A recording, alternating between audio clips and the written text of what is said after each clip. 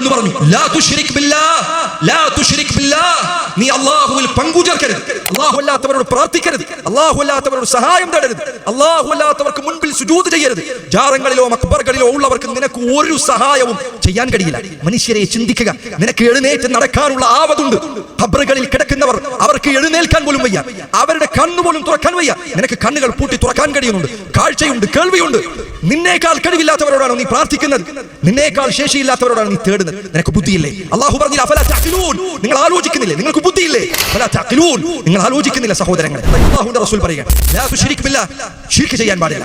വഇൻ ഹുർരിഖ്ത ഔ ഖുത്തിഅത, നിന്റെ ശരീരം ജീവനോടുകൂടി നിന്ന നിൽപ്പിൽ കത്തിക്കപ്പെട്ടാലോ, നിന്നെ ഒരാൾ കത്തിക്കുമെന്ന് പറയുകയാണ്, നിന്നെ കത്തിച്ചു കളയുമെടാ, അല്ലാഹു അല്ലാത്തവരോട് വിളിക്കെന്ന് പറഞ്ഞാൽ ലാ തുശ്രിക് ബില്ലാഹ്, അല്ലാഹുവിൽ പങ്കു ചേർക്കരുത്. ഇസ്ലാമിലെ ഒന്നാമത്തെ കാര്യം അതാണ്. അത് കഴിഞ്ഞിട്ടാണ് ബാക്കിയെല്ലാം ഉള്ളത്.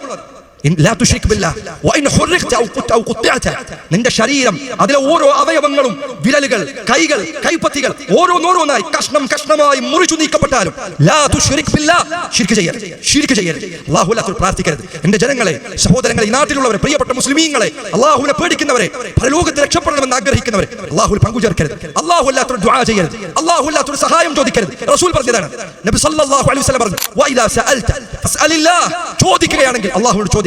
വഇദാ ഇസ്തഅൻത ഫസ്തഇൻ ബില്ലാഹ്, സഹായം തേടുകയാണെങ്കിൽ അല്ലാഹുവിനോട് സഹായം തേടുക. അവൻ നിങ്ങളെ സഹായിക്കും, അവൻ നിങ്ങളെ വിളി കേൾക്കും, നിങ്ങളുടെ പ്രാർത്ഥനകൾ കേൾക്കും.